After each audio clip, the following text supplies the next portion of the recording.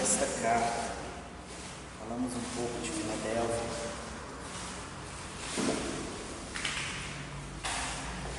Falamos um pouco da sua origem. Nós começamos a adentrar já especificamente na carta. Graças a Deus, como está sendo, essas ministrações estão sendo gravadas, eu acho que às vezes não precisa a gente repetir tudo, mas no nosso encontro passado a gente falou um pouco sobre o que significa esse santo, diferente de tudo que a gente pode ser, ainda que a gente tente se separar de todas as coisas, mas com uma facilidade enorme a gente se mistura.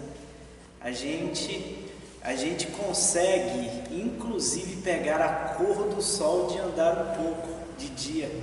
E a gente consegue ficar branco se a gente fica muito tempo sem sol, se a gente vai ficando mais claro. E o ser humano é dessa forma.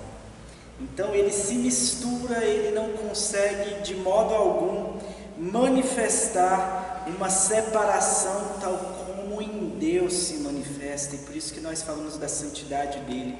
Um Deus que é imanente, ou seja, ele é perceptível em tudo o que foi criado. Nós conseguimos ter a percepção dele ao olhar para o pôr do sol, ao olhar para o nascer do sol. E biblicamente, até de modo poético, os escritores eles vão endossando isso quando trazem para ele características que se relacionam com a própria natureza. Ele é o sol da justiça, ele é a brilhante, a resplandecente estrela da manhã. E a gente vai vendo que essas características que se percebem, que os próprios escritores, que os próprios personagens, que aqueles que transcreveram a Bíblia, eles vão falando sobre ele, vão falando acerca dele, na sua percepção de observação simples das coisas e da vida. E aí vão percebendo o quanto se emana dali, o quanto nisso tudo vai se manifestando a grandeza, a pureza, a beleza e até mesmo aquilo que gera temor e pavor na gente com relação ao que Deus é.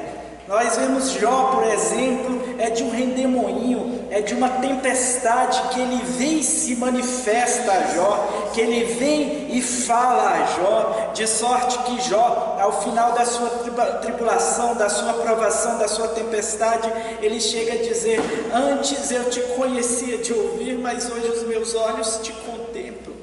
Hoje eu te conheço de contemplar a tua face.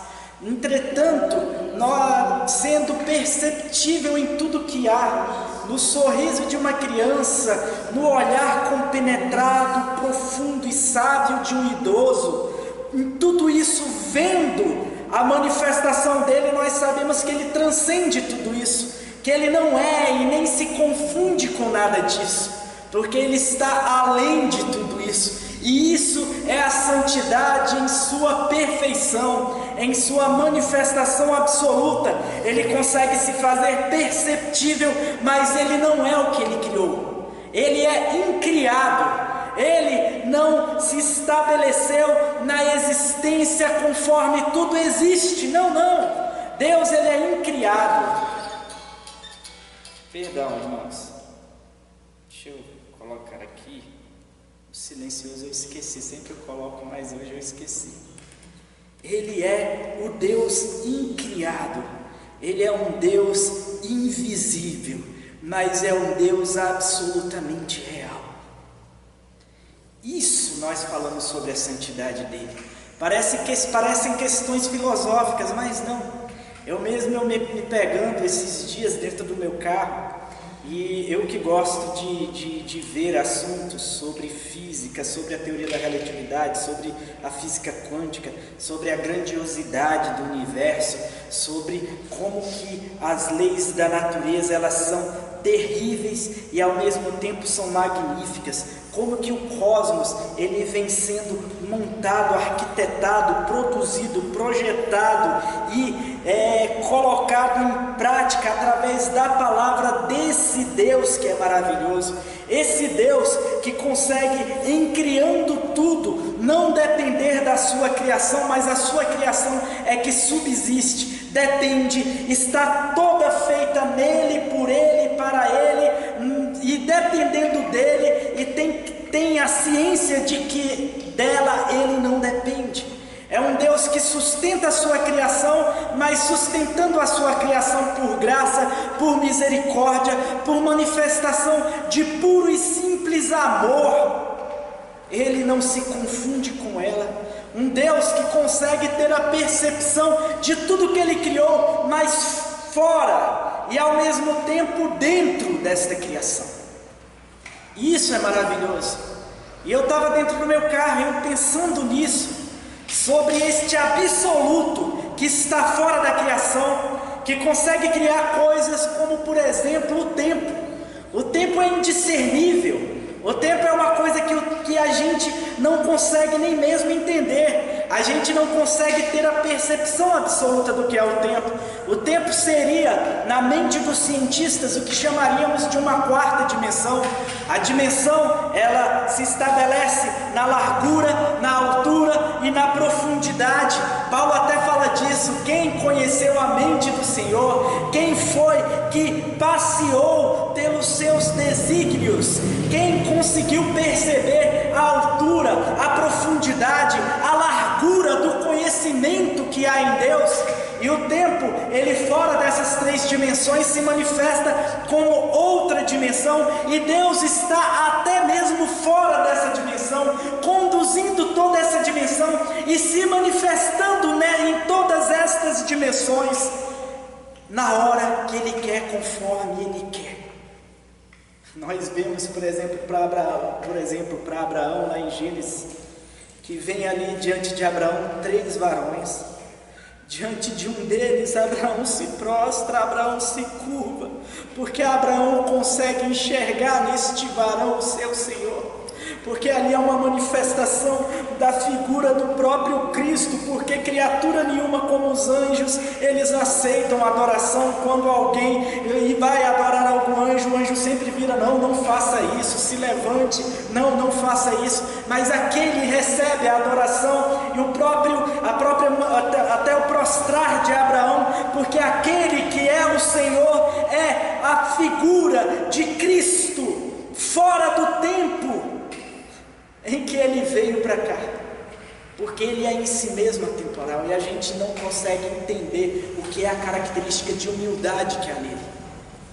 Quando lá em Filipenses 2, a Escritura nos diz que Ele, sendo Deus, sendo absoluto, sendo aquele que olha para o tempo como eu olho para este balcão aqui, que olha para a história do cosmos, do universo, talvez 14 bilhões de anos desde a explosão do Big Bang, onde tudo está aqui se constituindo, sendo construído conforme a soberana vontade dele. Ele olha para isso tudo e ele vê como ele vê isso daqui, e ele coloca o dedo, ele se manifesta, ele se faz presente em qualquer ponto deste tempo, como eu posso colocar a minha mão em qualquer um destes pontos aqui. Nós vamos vendo este Deus absoluto, atemporal, invisível, e Ele, de repente, Ele, sendo Deus, não usurpando ser igual a Deus, Ele se encarna como homem, e agora, constituído, reduzido à figura humana,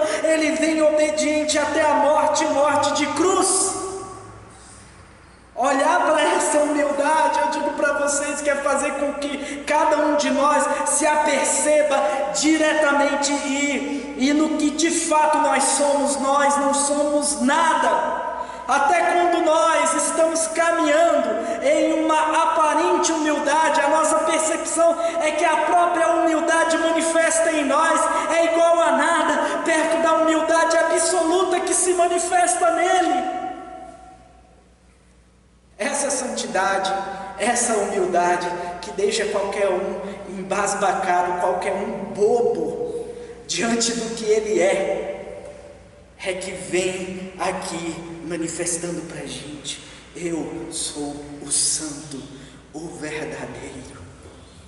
Nós falamos um pouco sobre a verdade que adentra no caminho da percepção da realidade como ela de fato é, e de todas as realidades existenciais que todo mundo já experimentou, ou experimenta, ou experimentará. Ele consegue sondar, ele consegue entrar nos intestinos da alma humana e de cada ser humano, em todo o tempo, se apercebendo no tempo todo. E você entender que ele de fato te compreende em profundidade que nem mesmo você consegue se compreender, e que a nossa compreensão acerca dele é apenas sombra, é apenas algo que o mais sábio dos sábios de todos os seres humanos não conseguiria penetrar, com exceção de Cristo, que sendo humano é também Deus.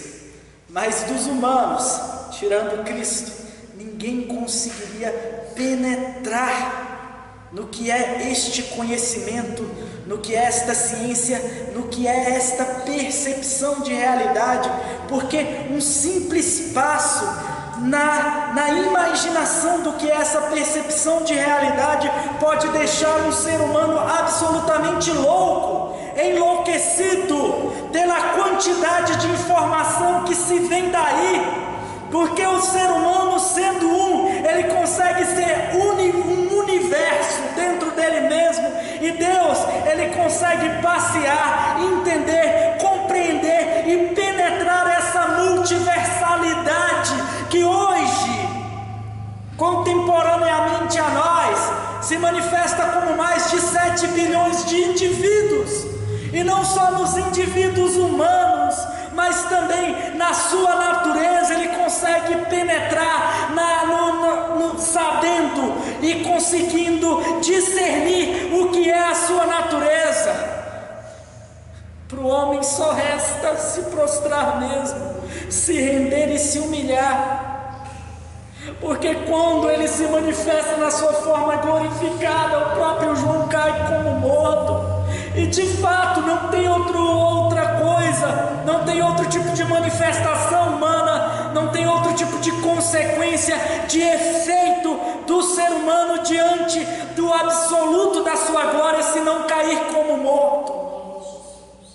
Essa verdade, essa realidade absoluta que hoje consegue discernir, entrar no âmago daquelas crianças que são agora trazidas e corrompidas por uma mente tão ardil, por uma ideologia tão ardil como essa ideologia manifesta pelo Estado Islâmico.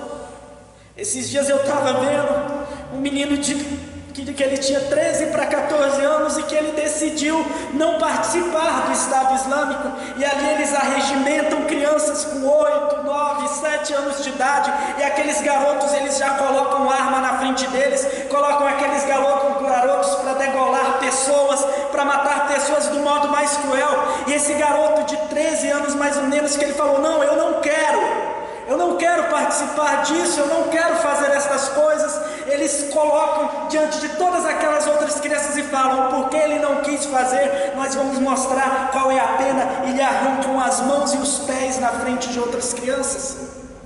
E nós vemos e julgamos até mesmo para a condenação de morte uma pessoa que participa do Estado Islâmico, mas muitas das vezes nós não conseguimos penetrar, e aqui eu não estou vitimizando ninguém, mas não consegue penetrar nas razões, no pavor e no medo que levou uma criança a ser introjetada naquele mundo da qual ele não teve alternativas, e penetrado naquele mundo agora, ele vai cada vez se tornando insensível à dor, à morte, e aquilo se torna a realidade dele.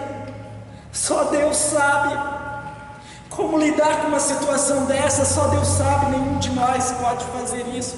Nós não podemos exercer juízo de condenação nem contra estes, que manifestamente são os piores inimigos dos cristãos. É como diz a Escritura, na oração de Cristo na cruz: perdoa-os porque eles não sabem o que fazem. É o que resta a nós, muitas das vezes, essa oração de humildade e ao mesmo tempo essa oração de consciência, porque é muito difícil conseguir ter uma percepção da realidade conforme só Deus, o verdadeiro, percebe. Só Ele sabe sondar, só Ele consegue penetrar, só Ele consegue entender, só Ele consegue discernir. E Ele é verdadeiro porque Ele também é fidedigno. Ele é verdadeiro porque Ele também é digno de confiança. Nele a gente pode de fato confiar. Ele é verdadeiro porque Ele é fiel. Ele é verdadeiro porque nele eu posso buscar refúgio e abrigo, sabendo que em tudo Ele nos sustenta. E aqui o texto continua dizendo: isto diz o que é santo, o que é verdadeiro, o que tem a chave de Davi, o que abre e ninguém fecha, e fecha e ninguém abre. Essa alusão à chave de Davi, nós vamos entender ela, se você olhar na tua Bíblia, nas notas de rodapé aí da sua Bíblia, provavelmente quando fala aqui de chave de Davi, eles vão trazer menção a Isaías no capítulo 22. Isaías no capítulo 22 nos conta a história de dois mordomos do rei Ezequias. Esses dois mordomos, um chamado Sebna e outro chamado Eliaquim. Sebna, que segundo alguns escritores e teólogos o significado do nome é jovem, forte, entendeu? E Eliaquim, que o significado do nome é aquele que Deus levanta, estabelece e sustenta. E Sebna, ele começa a administrar mal, como mordomo, como sendo o administrador dos tesouros da casa de Davi. Ele começa a administrar mal aqueles tesouros, provavelmente furtando e utilizando da má administração para se enriquecer. E ele vai se entesourando a si mesmo, de sorte que ele acredita que esses tesouros, essa riqueza provavelmente lhe trará fama, será um atalho para lhe trazer fama e para conseguir inclusive construir a sua sepultura nos lugares altos. A partir dali ele vai suplantar alguma espécie de poder e fama, e o coração dele vai se tornando corrupto por causa disso. E a Escritura diz que, lá no verso 22, que a chave de Isaías 22, que a chave de Davi lhe seria tomada das mãos, e que ele não mais administraria o tesouro de Davi, não estaria mais na sua confiança a senha, o que abria a porta dos tesouros de Davi, mas lhe seria retirado e seria colocado nas mãos de Eliaquim, filho de Ilquias. Ilquias, segundo o significado do nome, por alguns teólogos, o nome significa: a minha porção é o Senhor. Eu acho impressionante isso. Eliaquim, que significa aquele a quem Deus estabelece, a quem Deus sustenta. E do outro lado, Eliaquim é filho de Ilquias, é filho daquele cuja a porção é o próprio Senhor. Eliaquim, evidentemente, aqui figura como Cristo. Não tem outra pessoa a dizer senão Cristo, porque a Ele foi dada esta chave. É impressionante que os tesouros pelos quais, entretanto, estão guardados em Cristo, são tesouros completamente diferentes daqueles tesouros que haviam lá, que eram guardados por Sebna. São completamente diferentes.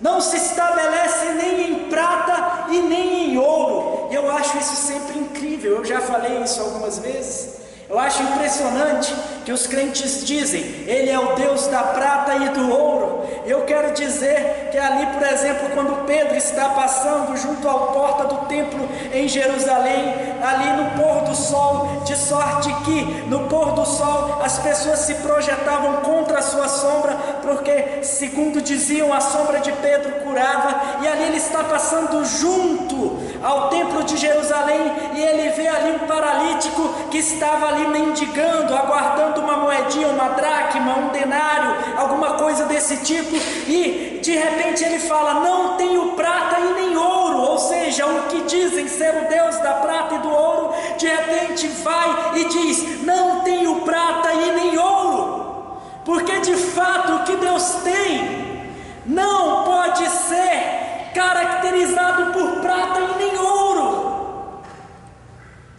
Deus, na Nova Jerusalém, certa vez eu vi um pregador falando, coloca as coisas no seu devido lugar, tanto que ouro não está na cabeça dos reis, é pavimento de rua, é para os pés.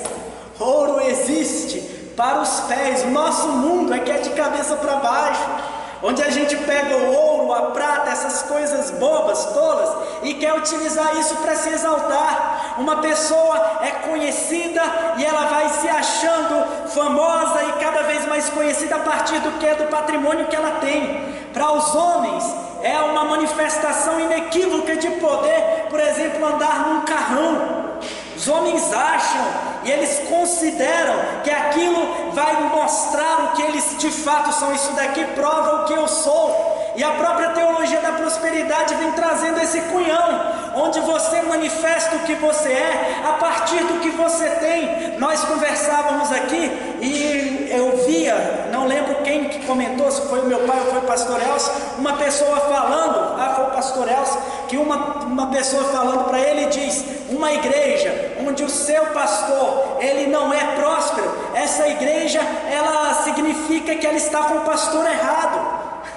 Porque o pastor, ele tem que ter muitas posses para ele comprovar quem é o Deus dele. E aqui nós vemos que não. Os tesouros são completamente diferentes destes. Os tesouros guardados por aquele que tem a chave de Davi são tesouros completamente diferentes. Glória a Deus, aleluia.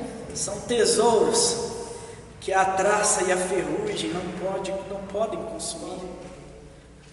São tesouros que encontram valor na sua simplicidade, na ternura, que encontram valor nisso.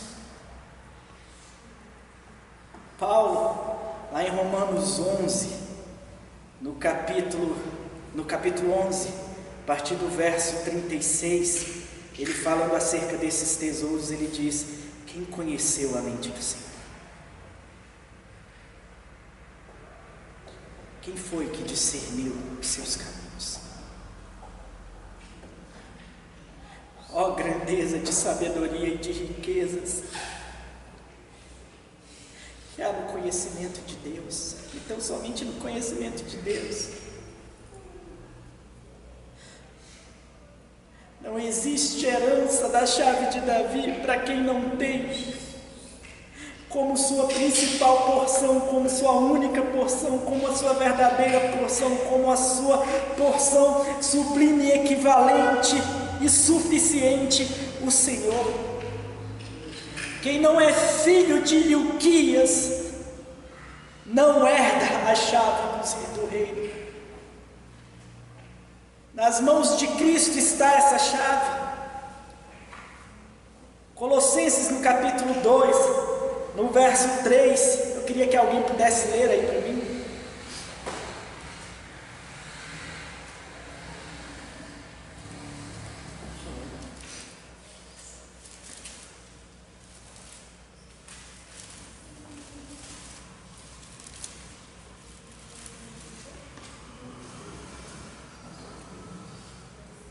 quem estão escondidos todos os tesouros da sabedoria e da ciência. Em Cristo,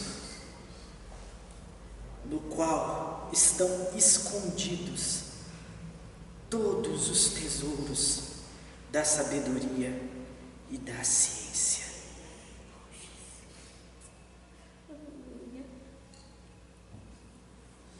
É justamente essa chave que está nas mãos dele.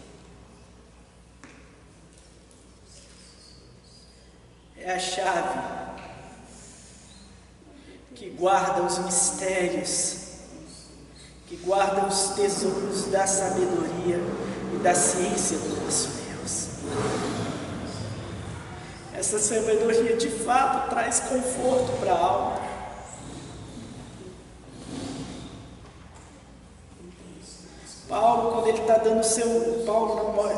Davi, quando está dando o seu último conselho a Salomão, é impressionante que não existe nenhuma instrução de Davi quanto aos cuidados das riquezas ou dos tesouros que ele guardou a vida toda. Não existe uma instrução quanto a isso. Olha, com tesouro você vai fazer isso. Não se fala de nenhum testamento de Davi no seu último conselho a Salomão, que seu filho que herdaria seu trono.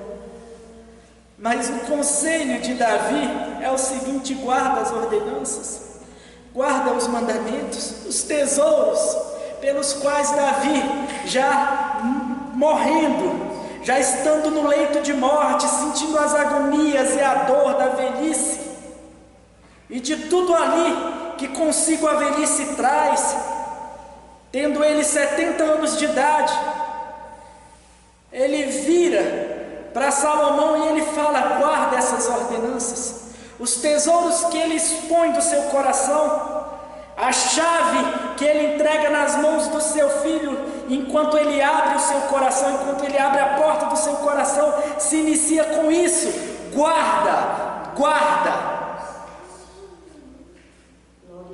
Guarda os meus mandamentos, guarda as minhas ordenanças, guarda isso.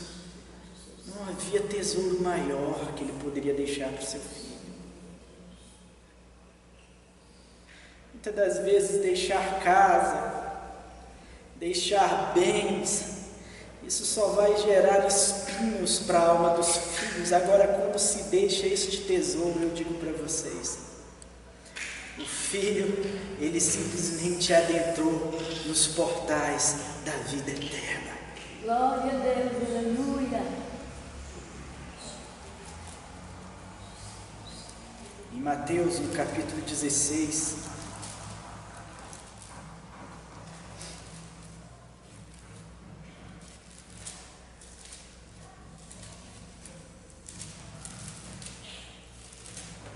a Escritura nos diz o seguinte: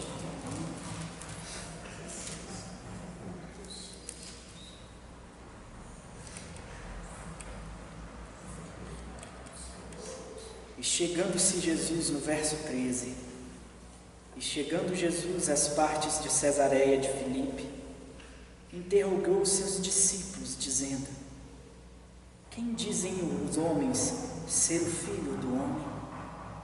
E eles disseram: uns dizem que é João Batista, outros dizem que é Elias, outros dizem que é Jeremias ou um dos profetas. E disse-lhes Jesus: e vocês, quem vocês dizem que eu sou? E Simão Pedro, respondendo, cheio do Espírito Santo, disse: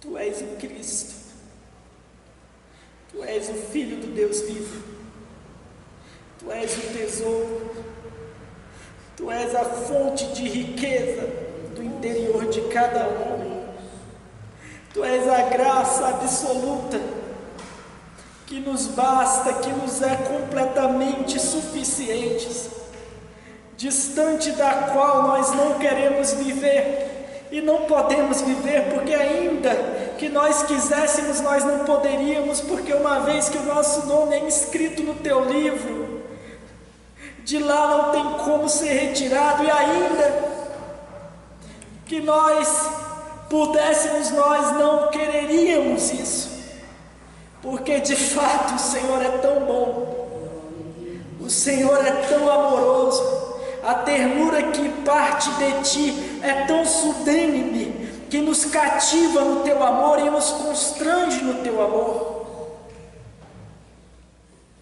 Tu és o Cristo, o Filho do Deus vivo. E Jesus disse: bem-aventurado você é, Simão Bar-Jonas, porque de fato não é uma interpretação teológica da Escritura que te revelou isso, não é uma interpretação da letra que te revelou isso, mas isso é revelado simplesmente pelo Pai, a partir por intermédio do Espírito Santo. É o Pai que traz essa revelação, e essa revelação normalmente não é entregue aos mais cultos, aos mais inteligentes, não, é entregue aos pequeninos. Você tem a percepção desta revelação num analfabeto que muitas das vezes está morrendo agora no hospital, já está dando os seus últimos suspiros, e no seu olhar circunspecto, no seu olhar de profundidade, você percebe o que Deus lhe o revelou. De sorte que os teólogos se perdem em discussões bobas, os filósofos se perdem em discussões loucas, os religiosos se perdem em discussões neuróticas, e o Senhor vai revelando na simplicidade, para pessoas que apenas que muitas das vezes nem sabem expressar isso com palavras, que essa revelação se faz tão profunda, que não é lícito dizer aos homens, mas é porque é inexprimível dizer aos homens, é indizível, é inefável dizer aos homens. Pessoas de conhecimento cultural tão pequenininho, mas que tem a percepção disso de modo tão profundo, que chega a envergonhar o mais eloquente e inteligente e culto dos teólogos.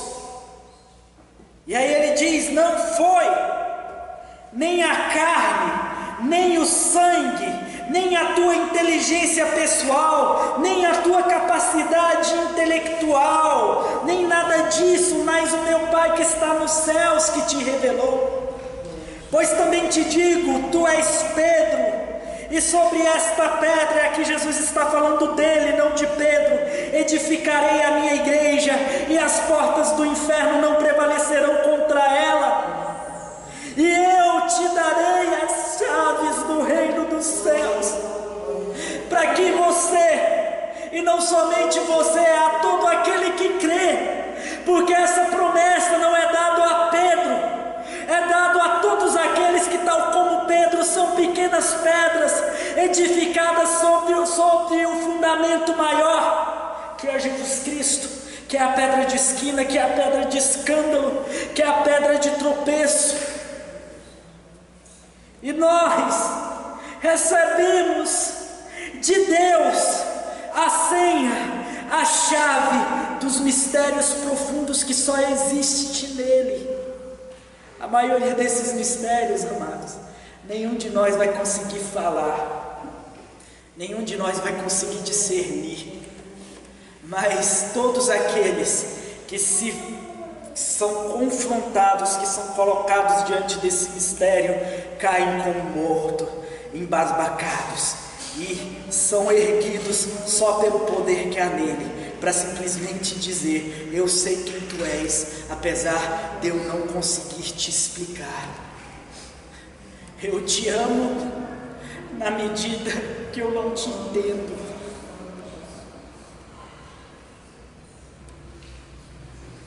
E ele diz o seguinte: e tudo que ligares na terra,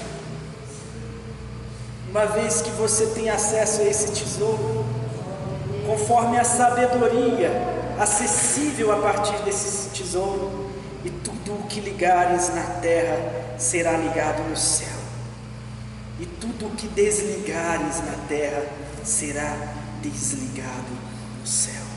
Aleluia.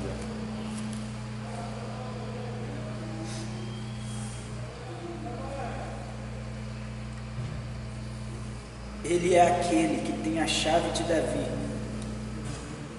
que guarda os mistérios ocultos na simplicidade, que guarda os mistérios ocultos no que é desvalorizado, que guarda os mistérios e os tesouros ocultos naquilo que ninguém tem percepção, que a maioria de nós não tem percepção para realmente se ater. Irmãos, quem entende isso, percebe o tanto que esse mundo aqui é uma bobagem, o tanto que essa vida aqui é uma bobagem, e você vai arrancando de si o pavor de caminhar nessa existência. Você vai arrancando de si esse medo, porque você vai começando a adentrar no tesouro que é o amor de Deus, e o amor lança fora todo medo. Você vai se afastando das sombras e dos fantasmas, daquilo que não é, e você vai penetrando naquilo que é, porque Ele é o grande eu sou.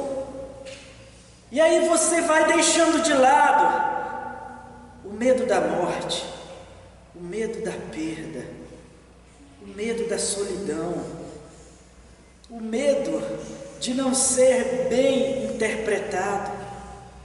Você deixa de lado o medo de não ser discernido, e a consciência de que, uma vez que você penetrou nos tesouros dessa ciência, você se torna indiscernível. No 7º livro de A República de Platão, ele conta a alegoria da caverna. Platão conta uma história de Sócrates que trata da alegoria da caverna.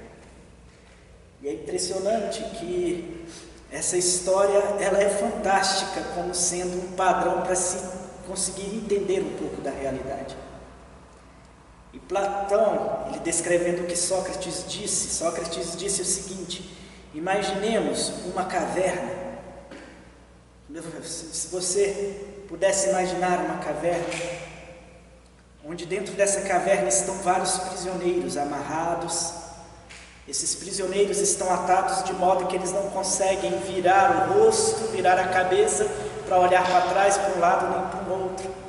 Eles estão posicionados de um modo que eles conseguem saber que um está próximo do outro, mas um não consegue ver o outro.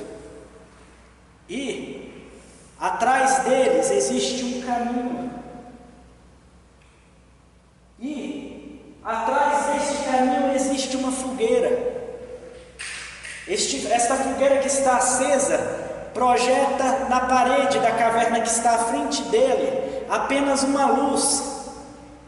E as pessoas que vão passando pelo caminho em frente à fogueira vão sendo projetadas diante daqueles homens como sombras.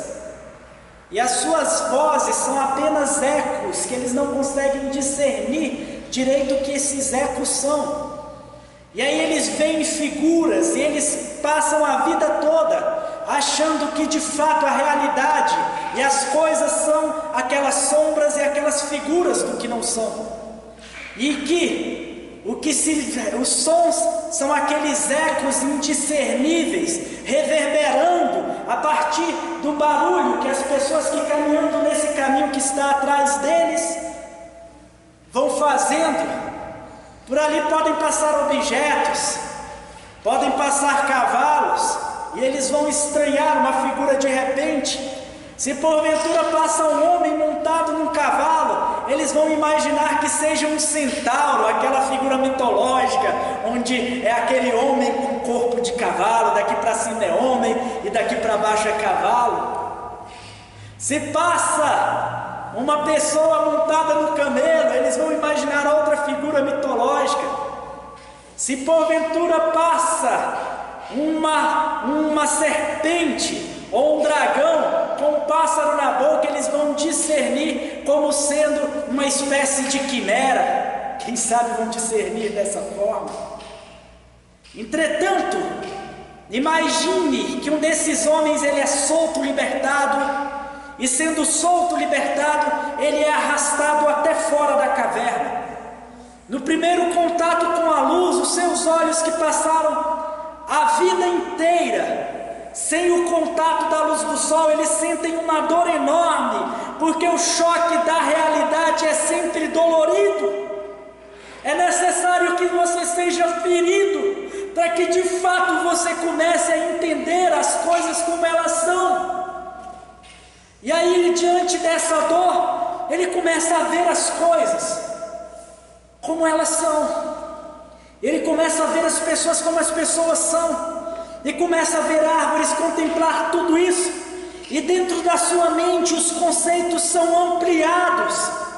Uma vez ampliados os conceitos, este homem, que é um homem que guarda uma complacência muito profunda, uma compaixão muito profunda no seu coração, ele corre agora de volta para dentro da caverna e se põe naquele caminho que está atrás dos seus companheiros e começa a tentar dizer para eles: gente, a verdade não é essa, a realidade não é essa que está sendo colocada aí diante de vocês, isso é apenas uma sombra, é uma sombra da verdade, o que é está lá fora. E os seus amigos apenas olham para a sombra dele projetada na parede, apenas para a projeção do que eles acreditam ser realidade, e ouvem apenas os ecos daquela voz desesperada que os quer trazer para fora, que quer libertar as suas consciências para fora dessa caverna. Só que o seu amigo não é discernido por estes que estão presos.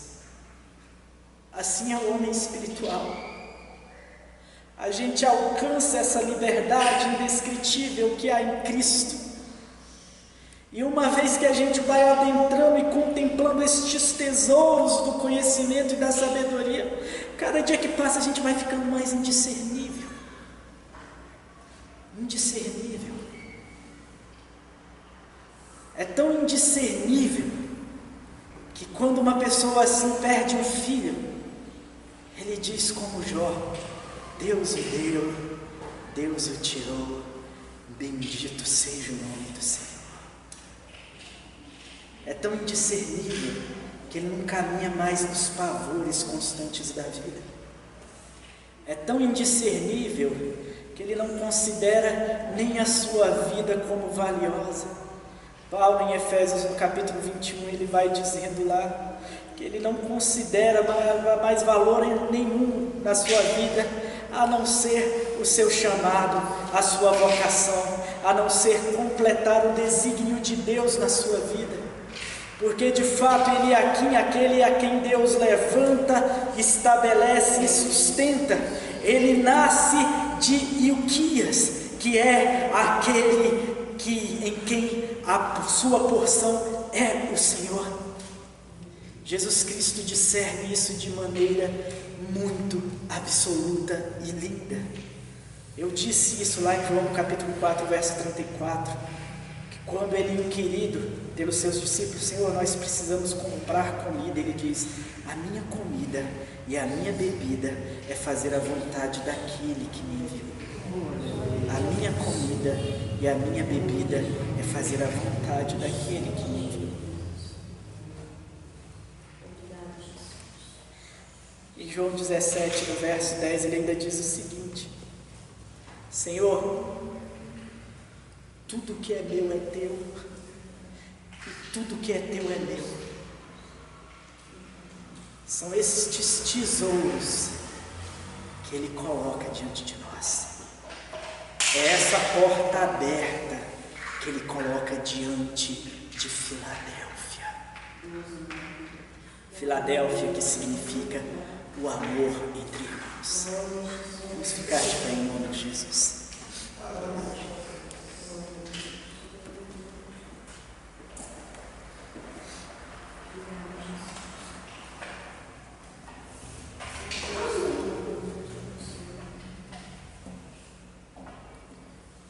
Jesus, nós somos tão pequenos, nós somos tão indignos,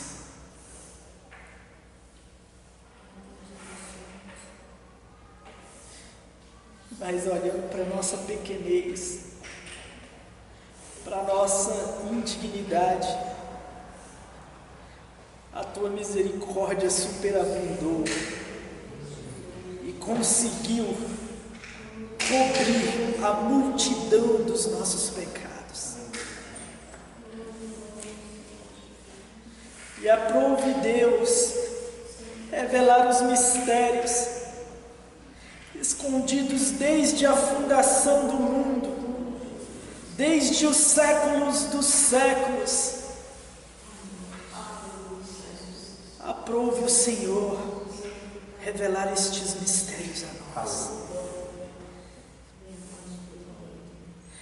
Senhor, cabe a nós penetrar cada vez mais neste Apocalipse, nesta revelação. Cabe a nós cada vez mais ter a percepção desta porta aberta, que a nossa contumácia, a nossa insegurança, a nossa falta de fé, o tempo todo tenta nos arrancar da possibilidade de adentrar nos palácios dos teus tesouros, dos tesouros da tua sabedoria. O tempo todo nós deixamos que o nosso coração enganoso e perverso, que a nossa alma viciada no pecado, que a nossa carne frágil, faça com que a gente vire as costas para esta porta que está diante de nós. Aleluia. Diante de ti, Senhor, não são salvos aqueles que menos pecam. Não, Senhor. O Senhor encerrou todos debaixo do pecado para achar de misericórdia para conosco. Mas, Senhor, só tem acesso a essa chave, Senhor. Não são os menos culpáveis, mas são justamente os que creem. Os que creem e confiam em Ti, e que adentram no Teu amor, um amor que vai arrancando de nós os pavores de existir, porque de fato o último inimigo já foi vencido. Ó morte, onde está o teu aguilhão? Onde está o teu poder? Tragada foi a morte pela vitória. Aleluia. Porque tu estás assentado à destra do Pai, ressurreto, vivo. Nós não estamos diante de um Deus morto. Nós estamos diante de um Deus vivo, palpável. Tal como nós aqui somos vistos. Jesus traz a nós essa fé. Conceda-nos, Senhor, o dom da fé. Conceda-nos o fruto da fé. Frutifica em nós esta fé, Senhor, para que a gente passe por este caminho, para que a gente transite esse caminho, se apercebendo cada vez mais das grandezas que estão escondidas em Ti, mas apocatizadas, reveladas para todos nós. Aleluia. Este Apocalipse, Senhor, se manifesta para nós como esperança profunda, e não como medo, como gozo, como regozijo, como prazer profundo, e não como pavor, como é para a maioria das pessoas. como confiança profunda num Deus que não nos desampara. Aleluia. Um Deus que nos guarda, que nos conserva e que nos esconde nele mesmo. Senhor, traz essa fé. Faz essa fé penetrar o nosso entendimento e descer ao nosso coração, porque muitas das vezes penetra o nosso entendimento. Mas na primeira situação conturbada nós já começamos a deixar esta fé de lado. Não consegue produzir raízes por causa das preocupações da vida. Vem o sol, vem as tormentas e já deixa isso de lado. Já começa a ser novamente contaminado pelo pavor, ou que muitas das vezes se permite se envolver tanto com as ocupações da vida e não se apercebe que as ocupações vão germinando como erva daninha, como espinhos, e que vão sufocando esta fé. Oh meu Deus! Que o nosso coração seja um terreno fértil para este grão de mostarda crescer e frutificar, Senhor. Aleluia. Porque é só de um grão que nós precisamos. Are o nosso terreno, lapide o nosso terreno, arrancando de nós essas preocupações, esses espinhos, essas ocupações com as riquezas. Arranque de dentro deste terreno as pedras, para que as raízes venham se aprofundando, Senhor, e uma vez profundas essas raízes, Deus, que nós venhamos a crescer e venhamos a frutificar em Ti. Glória a Jesus. O Senhor tem essa chave nas mãos. O Senhor é o nosso Eliaquim. O Senhor é aquele que tem no Pai a sua porção maior, e que tendo isso e vindo como homem, herdou todas as coisas que o Pai tem reservado. Aleluia. Senhor, nos converte a Ti, Senhor. Glória a Jesus. Nos converte a Ti. Porque sem essa fé, Senhor, é impossível nós Te agradarmos. Que o nosso maior arrependimento, Senhor, seja por conta da nossa falta de fé, falta de confiança, falta de segurança em Ti. Cristo diz: Glória aquele que é santo, a Jesus. que é o verdadeiro, Oh, glória. e que tem a chave de Davi em suas mãos, Aleluia. que abre e Glória. fecha, Aleluia. e que fecha e ninguém abre. Glória a Jesus. Isto diz aquele que é e que cuida de nós, e que nos sustenta em Ti. Glória.